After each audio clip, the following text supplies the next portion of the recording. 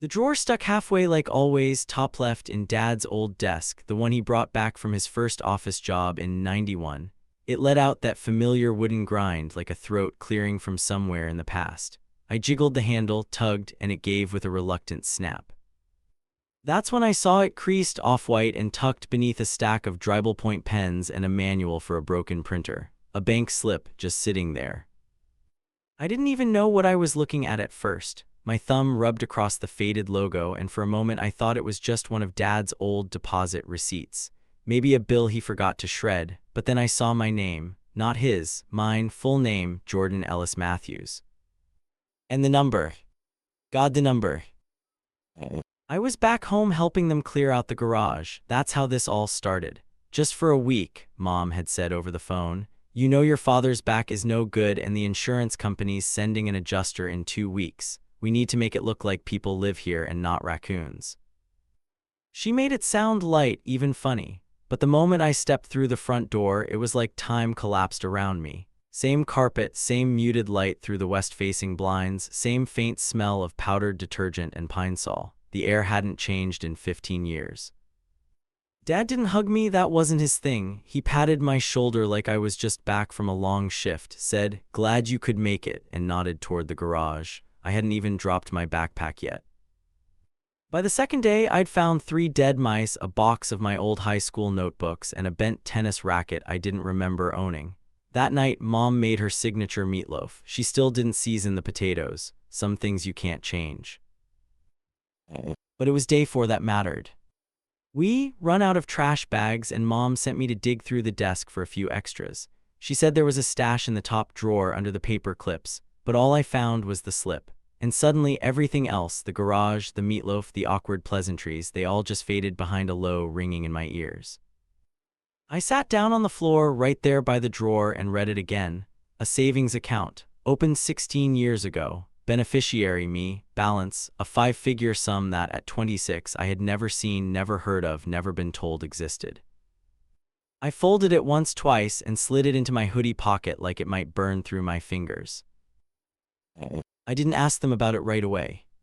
For the rest of that day, I walked around like I was wearing someone else's clothes. Everything looked the same, but it all felt off-kilter, like the house was trying to hold a secret and was bad at it. Dad watched the game that night like usual. Mom scrolled her phone beside him, nodding to whatever the news anchor was saying. I sat across from them with my beer, barely touching it, wondering if they even remembered that drawer, that slip, that account. I waited until the next morning. I made coffee, strong, set it down on the table, and cleared my throat. "Hey," I said, "random question. Did you guys ever set up an account for me when I was a kid?" Mom looked up from her crossword. Dad didn't blink.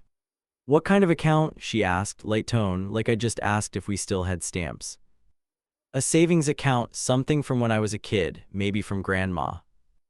Mom paused briefly, but it was there, that flicker. Dad just said, "Why?" "I found a slip," I said. I didn't blink either. "In the drawer, has my name on it, opened 16 years ago." Silence. Mom put her pen down. "Oh, that. Like she was talking about an old sweater. Apparently, it was from Grandpa Bill. He'd passed when I was 10, didn't leave much behind, old tools, a busted truck, and apparently a letter and a check that he gave to my parents with specific instructions. "This is for Jordan, for when he turns 21. Don't touch it until then." They didn't tell me. Not at 21, not at 25, not even when I moved out and started picking up triple shifts to cover rent. "Why didn't you say anything?" I asked. My voice was level, but I could feel the heat rising behind it. "It's been 5 years. Mom looked down at her coffee. "We meant to, time just slipped." Dad cleared his throat. "We were going to use it to help with your wedding." "I'm not married." "Exactly." I wanted to laugh or yell, or both. Instead, I just stared at the mug in front of me, steam curling like it was trying to disappear. "You were going to use my inheritance," I said slowly, "for a wedding I wasn't having." Dad looked away. "Mom tried. We didn't spend it, Jordan. It's still there. We just thought we'd wait until it felt right." It took everything I had not to say what I was thinking. That maybe right meant desperate. I didn't sleep much that night, lay on the couch with the TV flickering in front of me. reruns of a show I didn't recognize. At 2:15 in the morning, I pulled out the slip again, ran my finger along the edge. My name, my future, locked in a bank while I scrimped by thinking I had nothing. They had kept it. Not spent, they said. But they didn't tell me. That was the part that wouldn't sit right, not even the money, just the choice, the silence. It wasn't about need, it was about trust. And that drawer, the one they probably thought was too stuck to matter, had pried something open I couldn't ignore anymore. My parents hid my inheritance until I found the bank slip in a drawer. Picking up right where we left off, no summaries, no recycled beats, writing now. Part 2, I asked for the statement. That's when the lies started to unravel. The bank branch hadn't changed since high school. Same stone facade, same squeaky door with the loose rubber seal at the bottom. Even the potted fake plant in the corner still had that one bent plastic leaf that used to poke me in the leg when I waited in line with Mom to deposit her paycheck. But this time, I wasn't holding her hand or watching her fill out forms with that rushed, slanted writing. This time, I was here for myself, for something that had my name on it since I was 10 years old, something I wasn't supposed to know existed. The teller smiled. She had a small nose ring and the kind of eyes that said she'd already dealt with 2 angry customers before noon. Can I help you? I nodded. Yeah, I need to get information on a savings account opened in my name. I have a slip with the account number. I passed it to her across the counter. My hands weren't shaking, but they didn't feel steady either. She typed, clicked, paused, then squinted slightly at the screen. Do you have ID? I handed it over. She checked, looked back at the screen. Okay, Jordan, yeah, this account exists, but it's not currently linked to your online profile. Do you know who opened it? My grandfather did, gave it to my parents to hold until I turned 21. She gave me a nod that didn't quite reach her mouth. Got it, looks like it's a custodial account. That would explain it. What does that mean? It was opened by an adult in your name, but under custodial management. That means whoever opened it, or whoever was listed as the custodian, has access until you legally claim it. I exhaled through my nose. Can I claim it now? Well, I'll need to check who's listed as the custodian on file, and I'll need you to fill out a form to initiate the release process. It can take a couple days to verify if there were any limitations or special conditions. I signed the form, took a copy, walked out into the too bright sun feeling like I'd just cracked a wall but hadn't seen what was on the other side yet. That night, I didn't say a word about it. Not at dinner, not when Mom asked me to help her move the folding chairs down to the basement. Not even when Dad made his usual grunt noise at the 10 o'clock news and said, "Bunch of crooks, all of 'em," like the irony wouldn't scald the wallpaper. Instead, I went back upstairs, opened my laptop and searched. Custodial accounts. Inheritance laws in the state. What happens when you withhold assets past the age of majority? There wasn't a straight answer for what I was feeling. Because it wasn't just betrayal, it was bewilderment, like realizing the ceiling above you was really a second floor someone had built without telling you. 2 days later, the bank called. The voice on the line was friendly but clipped. "Hi, this is Carly from First Mutual Savings. We completed the verification process." I held my breath. The account was opened under a custodial agreement by Paul and Elaine Matthews in 2009. They've been listed as joint custodians ever since. Balance is currently at $38,914.92. Silence. I didn't even know what I was supposed to feel. Relief, anger, regret that I hadn't found it sooner. "Is that all still intact?" I asked. "It wasn't touched." The woman hesitated. "Well, the last deposit was made in 2012. Since then, the accounts earned minimal interest. There were 2 small withdrawals made in 2015 and 2016, both under $500. My heart knocked once hard. I thought it wasn't touched. Technically, the custodians had legal access until the beneficiary filed a claim of ownership, which you just did. Right, I said, of course. I wrote down everything she said, times, dates, transaction IDs, then I thanked her and hung up. That night I didn't eat. Just walked the block 4 times past the same cracked sidewalk slabs I used to ride my skateboard over. I thought about the gas station job I had in college, how I used to scrape together $20 for ramen and instant coffee. About the rent I nearly defaulted on when I got laid off. $38,000 had sat in an account the entire time. And they never said a word.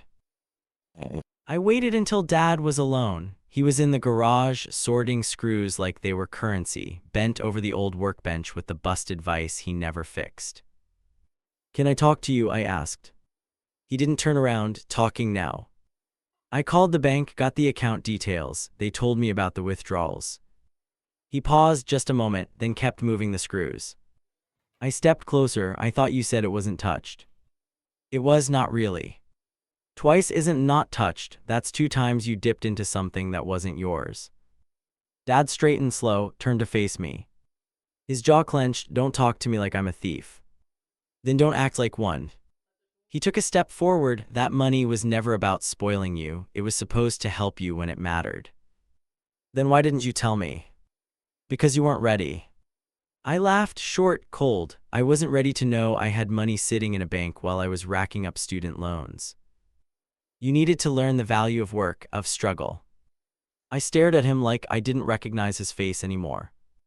"And the 500 in 2015, I asked, "what was that for?" He didn't answer.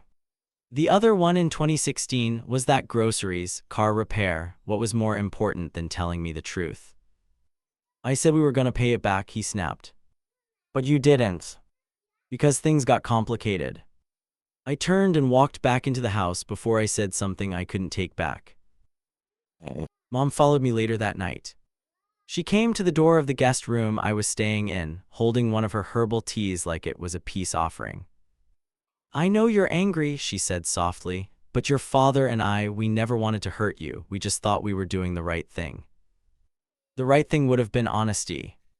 She sat on the edge of the bed. "We struggled, Jordan, after you left. The job market, your father's knee surgery, the bills, that money felt like a safety net. We told ourselves we'd replace it." "But you didn't." "No." "So you lied." Her eyes glistened. "We didn't lie, we delayed." "That's not better, Mom." "I know," she said, looking down at her cup. I didn't know how to forgive her, or if I even could. The worst part, I wasn't sure what to do next. The paperwork from the bank arrived 2 days later. All I had to do was sign, send a copy of my ID, and they'd initiate the transfer into an account I controlled. I stared at the packet for a long time. There was power in it, not just financial, emotional, proof that I had a right to what they tried to keep from me, something undeniable written in ink and balance sheets. I signed it, took a deep breath, and left it on the dining room table. When Dad came in later, he saw it. He didn't touch it, just looked at me. "Your move now?" he asked. "No," I said, "it was never a game, you just made me think it was." My parents hid my inheritance until I found the bank slip in a drawer. Picking up the story with no time skips, no summaries, and staying true to the slow burn emotional arc and voice. Part 3, I moved out, but the truth followed me. The envelope showed up 3 days after I got back to my apartment. No return address. No sender name.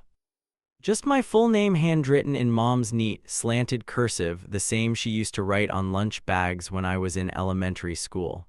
Back when she left notes like, "You've got this," before spelling tests and field trips. Now it was just my name. No exclamation point. No smiley face. Inside, a check. Made out to me for $1,000. And a note on yellow-lined paper that read, "We're sorry, we'll send more when we can. Love, Mom." I didn't know whether to laugh or rip it in half. The apartment smelled stale when I got home.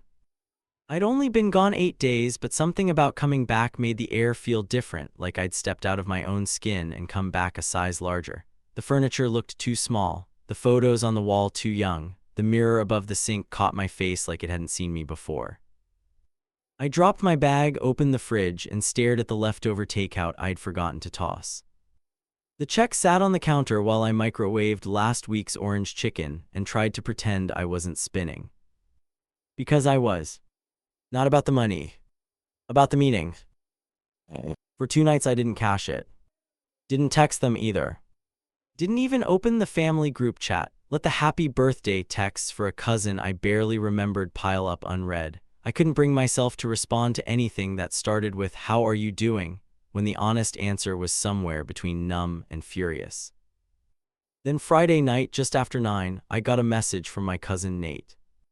"Hey man, weird question, but did you ever get anything from Grandpa Bill?" I stared at the screen. Then typed, "Why?" A pause. Then, "My mom said something about how Grandpa set up accounts for all of us. That true?" I froze. All of us. All of us. Saturday morning, I called Nate. "Who told you?" I asked. "My mom, Aunt Sarah. She said Grandpa set up something for each of the grandkids after Grandma died, a savings account, I think." "Did you ever see it?" "Nope, Mom always said it wasn't much, but now I'm wondering." I felt my throat tighten. "Did she ever say who managed yours?" "Yeah, she said she and Uncle Paul handled them all together, that they agreed not to tell anyone until we were old enough to use it responsibly." He snorted. "Guess 28 isn't old enough." I didn't speak, because that meant Dad hadn't just hidden mine. He and Aunt Sarah might have hidden all of them. I spent that weekend combing through boxes I'd brought back from their garage, old school stuff mostly, but I remembered seeing a few random receipts tucked in a folder. Found one from 2009 for a cashier's check made out to Custodial Trust, Sarah E. Matthews on behalf of Nora M. Another one, Custodial Trust, Paul D. Matthews on behalf of Jordan E. All the same date. All the same bank. There it was, the truth, quietly rotting in a manila folder next to my AP English essays and dried-up expo markers. They didn't just hide my money. They hid ours. Monday, I drove 2 hours to see Aunt Sarah. I didn't call ahead. Just showed up. Her house looked the same as I remembered. White porch, cracked driveway, faded metal sun hanging on the garage wall. She answered in her gardening gloves, surprised but smiling. "Jordan, what a nice." "I need to ask you something," I said.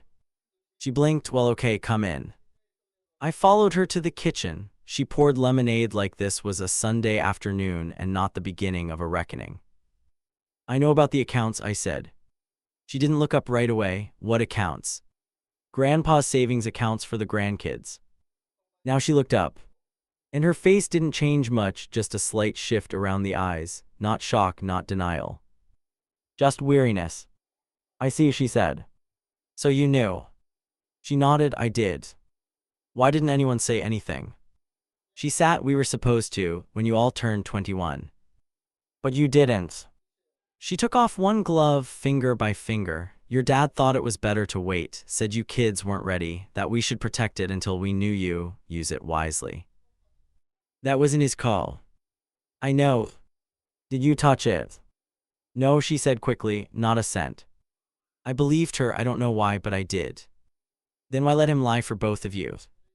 She folded the gloves in her lap. "Because I thought he'd change his mind, that one day he'd wake up and realize what a mistake it was." "He didn't." "No," she said softly, "he didn't." I called Nora next. She was furious. Not just because the money had been hidden, but because she'd asked about it once years ago and was told there wasn't anything left.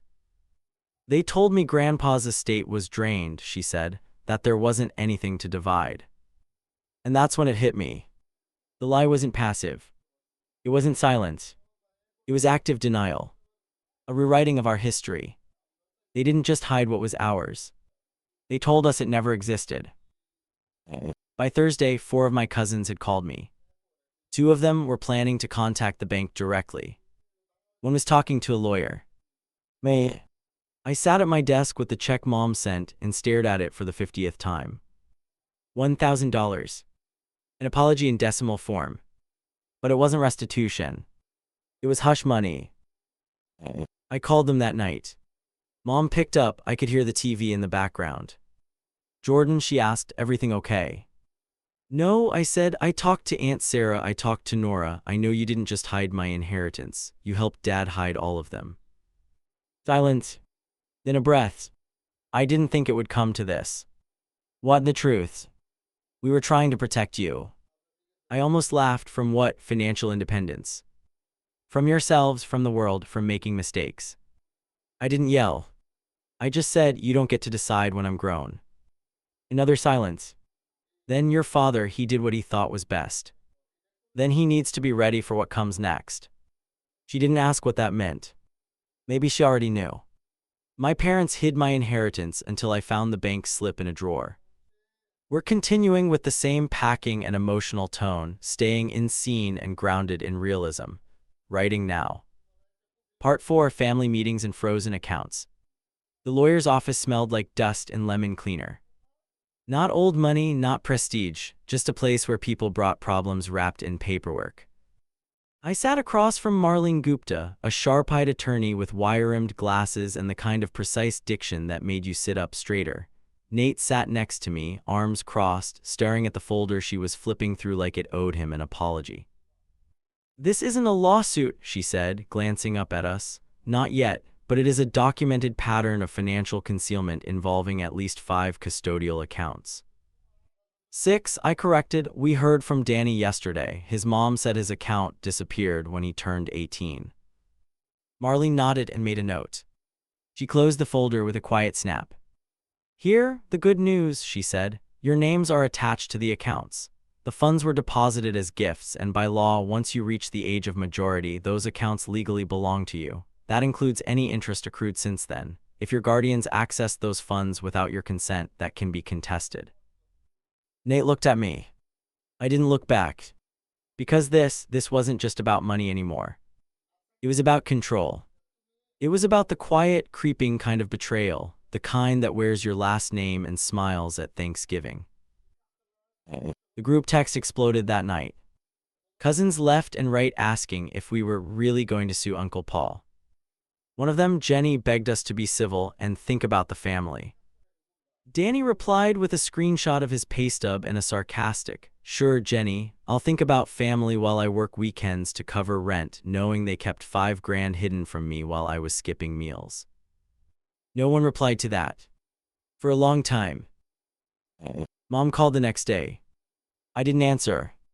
Then Dad texted, "We need to talk." I let that one sit too. Until finally, I got a call from a number I didn't recognize. I picked up. "Jordan," the voice rasped, "it's your father." I leaned against the kitchen counter. I figured. "I need you to come over." "Why?" "We're calling a meeting, family only." I almost hung up. But something about the way he said it, tired, worn out like a man unraveling, kept my thumb from pressing end. "Who'll be there?" I asked. "Your mother, Sarah, the cousins if they'll come. We want to make this right."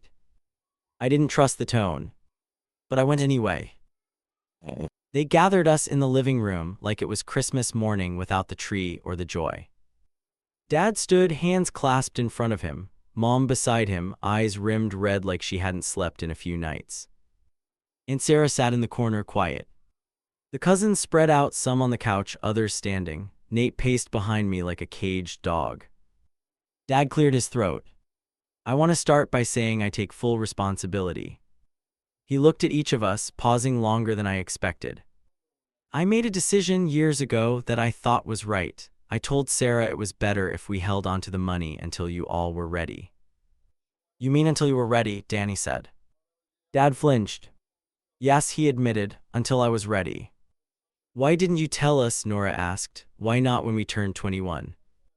"Because by then it felt too complicated, too far gone. I was afraid you'd be angry, that you never forgive us." Nate laughed once. "You thought lying would prevent anger." Dad didn't answer. Then he did something I didn't expect. He reached into the side table drawer and pulled out a stack of envelopes. One by one he handed them out. "Account summaries," he said. "Everything we have, balances, withdrawal histories. Some of you were untouched, others we borrowed and we owe you." I opened mine.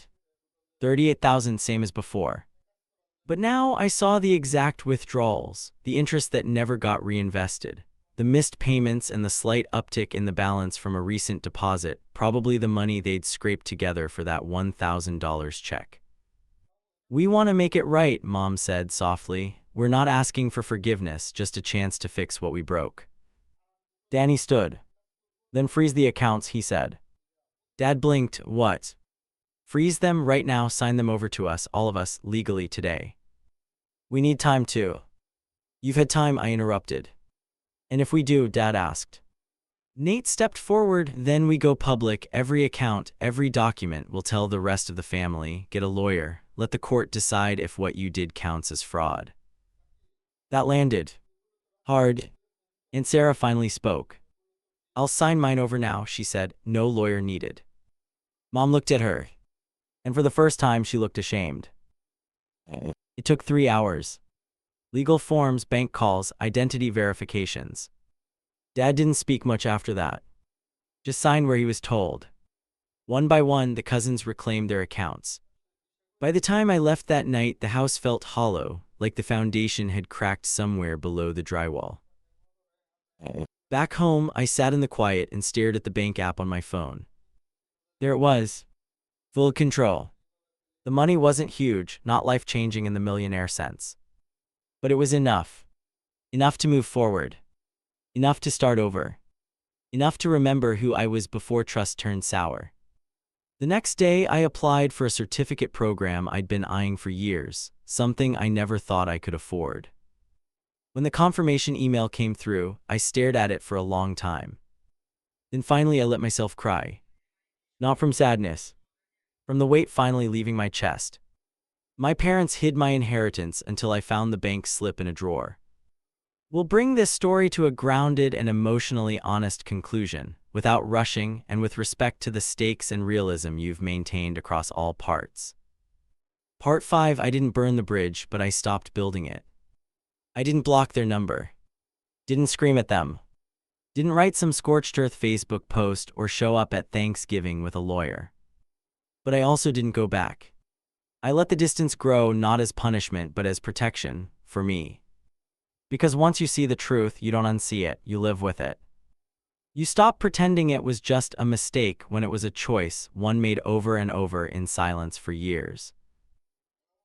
The certificate program started in February. UX design.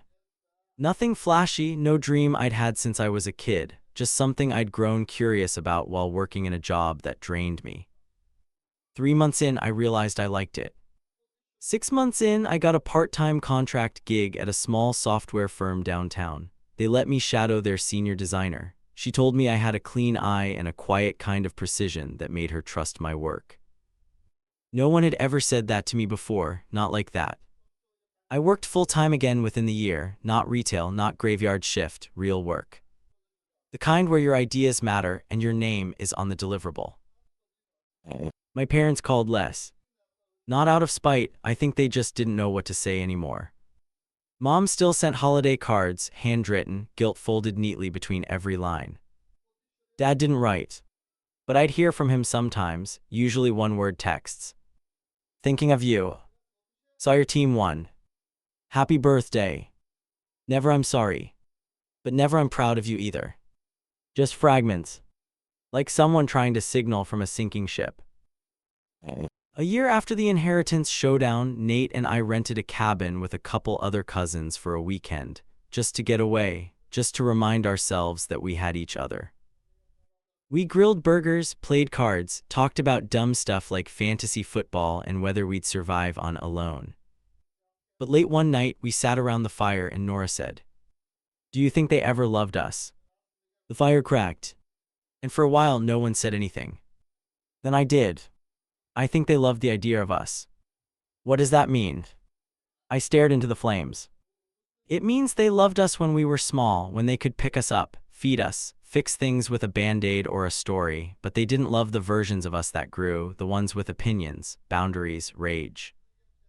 Danny nodded. They loved us as long as we were manageable. And we sat with that. It didn't feel cruel. It felt true. 2 months ago, Dad had a minor stroke. Not life-threatening, but serious enough that the group chat buzzed to life again with hospital updates and panicked emoji. Mom called. I picked up this time. He's stable, she said, but quiet, doesn't want visitors. Okay. Pause. You could still come by, just for a few minutes. I thought about it.